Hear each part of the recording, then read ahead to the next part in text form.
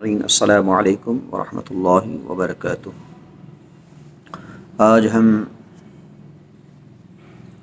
اسلام، ایمان اور دین کے تعلق سے اسلام کسے کہتے ہیں، ایمان کسے کہتے ہیں اور دین کسے کہتے ہیں کے تعلق سے مختصر سی اور جامع معلومات انشاءاللہ سماعت کریں گے۔ اللہ سبحانہ وتعالی قرآن مقدس کے 7ویں پارے رکو نمبر 18 میں ارشاد فرماتا ہے ذالکم اللہ ربکم، یہ ہے اللہ عز و جل تمہارا رب، لا الہ الا ہو، اس کے سوا کوئی معبود نہیں، خالق کل شیء، ہر چیز کا بنانے والا، فاعبدو، تو اس کے پوجا کرو، اس کی عبادت کرو، لا وہو علی کل شیء وکیل، اور وہ ہر چیز پر نگہبان ہے۔ اسلام، ایمان اور دین کی وضاحت کے تعلق سے ایک حدیث مسلم شریف جلد نمبر 1 صفحہ نمبر 27 کی حدیث ہے، اور جس کے راوی ہیں حضرت عمر بن خطاب رضی اللہ تعالیٰ عنہ۔ روایت فرماتے ہیں کہ ایک دن ہم رسول اللہ صلی اللہ علیہ وسلم کی خدمت میں حاضر تھے کہ اچانک ایک شخص ہمارے سامنے آیا جس کے کپڑے نہایت سفید اور بال سیاہ تھے، نہ اس پر سفر کی کوئی علامت دکھائی دیتی تھی اور نہ ہم میں سے کوئی اسے جانتا تھا۔ آخر وہ نبی کریم صلی اللہ علیہ وسلم کے پاس بیٹھ گیا اور اس نے اپنے گھٹنے مصطفیٰ کریم صلی اللہ علیہ وسلم کے گھٹنوں سے ملا دیے، اپنے دونوں ہاتھ آپ صلی اللہ علیہ وسلم کے رانوں پر رکھ دیے، پھر کہنے لگا اے محمد صلی اللہ علیہ وسلم، مجھے اسلام کے بارے میں بتائیے۔ نبی کریم صلی اللہ تعالی علیہ وآلہ وسلم نے فرمایا اسلام یہ ہے کہ تو گواہی دے کہ اللہ عز و جل کے سوا کوئی معبود نہیں اور محمد صلی اللہ علیہ وسلم اللہ کے رسول ہیں، اور تو نماز پڑھے، روزہ رکھے، زکوٰۃ دے اور کعبۃ اللہ کا حج کرے اگر تو اس کی استطاعت رکھتا ہو۔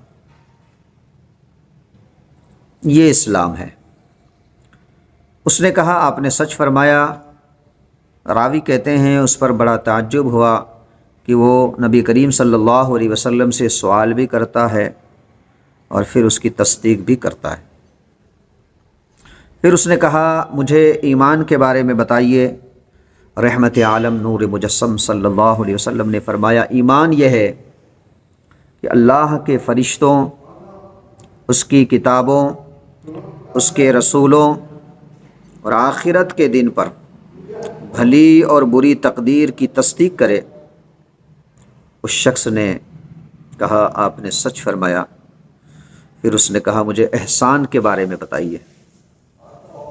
حضور صلی اللہ علیہ وسلم نے فرمایا احسان یہ ہے کہ تو اللہ عز و جل کی عبادت اس طرح کرے کہ گویا تو اسے دیکھ رہا ہے۔